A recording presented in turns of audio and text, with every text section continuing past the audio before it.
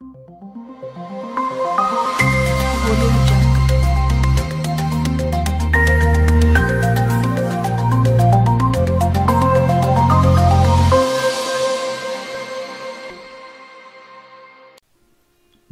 বন্ধুরা, spiritual bulletin চ্যানেলে সকল শ্রোতা দর্শক বন্ধু সুস্বাগতম।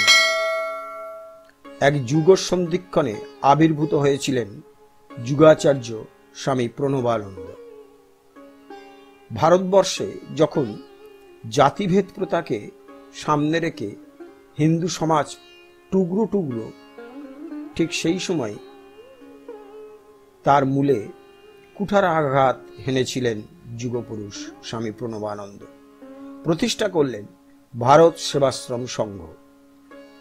স্বামী প্রণবানন্দজি উপলব্ধি করেছিলেন হিন্দু ধর্মাবলম্বীরা বাদে পৃথিবীর বাকি যে সমস্ত ধর্ম রয়েছে এবং ধর্মাবলম্বীরা রয়েছে তারা অত্যন্ত সংঘবদ্ধ ও সুরক্ষিত, কিন্তু হিন্দু জনগণ অরক্ষিত, বিচ্ছিন্ন, ছিন্ন ভিন্ন, ফলত তারা দুর্বল।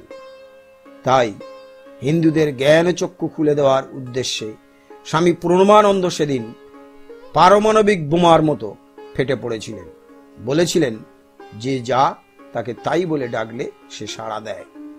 মুসলমানকে মুসলমান বলে ডাক দেয়া হচ্ছে, তাই সে সাড়া দিচ্ছে। খ্রিস্টানকে খ্রিস্টান বলে ডাক দেবার লোক আছে, তাই সে ডাকে সাড়া দিচ্ছে। নিজেদের অস্তিত্বও সেভাবে তারা অনুভব করছে। কিন্তু হিন্দুকে হিন্দু বলে ডাক দেবার লোক নেই। গত 100 বছর ধরে কেউ ডাক দিয়েছে ব্রাহ্ম বলে, কেউ ডেকেছে আর্য বলে, কেউ ডেকেছে ভারতীয় জাতি বলে, কোন পক্ষ আবার তাকে আখ্যা দিয়ে রেখেছে অমুসলমান। বিরাট ভারতীয় জাতটা অসাড় অবশ হয়ে আত্মভোলা হয়ে ঘুমিয়ে রয়েছে। আজ সময় এসেছে হিন্দুকে হিন্দু বলে ডাক দেবার। আবার দেখছি স্বামী প্রণবানন্দ দ্ব্যর্থহীন ভাষায় ঘোষণা করছেন, সিংহ নিনাদ কণ্ঠে উদ্ঘোষণ করছেন, প্রত্যেক হিন্দু পরিবারকে শাস্ত্র, সদাচার ও হিন্দু ধর্মের অনুশাসন মেনে চলতে হবে।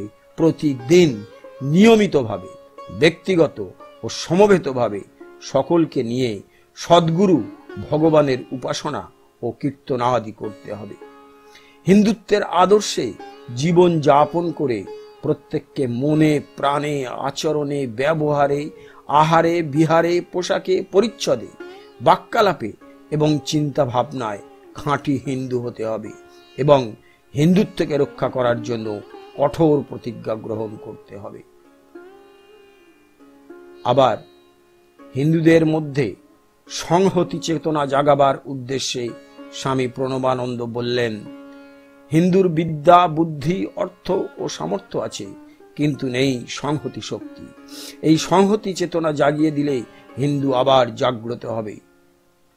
আবার তিনি বলছেন, আমি হিন্দুকে জপ করাবো, তবেই তাদের মধ্যে মহাশক্তির সঞ্চার হবে। হিন্দু ধর্মের জাগরণের উদ্বোধনের লক্ষ্যে স্বামী প্রণবানন্দ তাঁর জীবনের শেষ দিন পর্যন্ত প্রয়াস চালিয়ে গিয়েছেন এবং বহুবিধ কর্মধারার প্রবর্তন করেছেন। স্বামী প্রণবানন্দজি সেই উদ্দেশ্যে স্থাপন করলেন হিন্দু মিলন মন্দির, যার প্রধান কার্যালয় কলকাতার বালিগঞ্জ।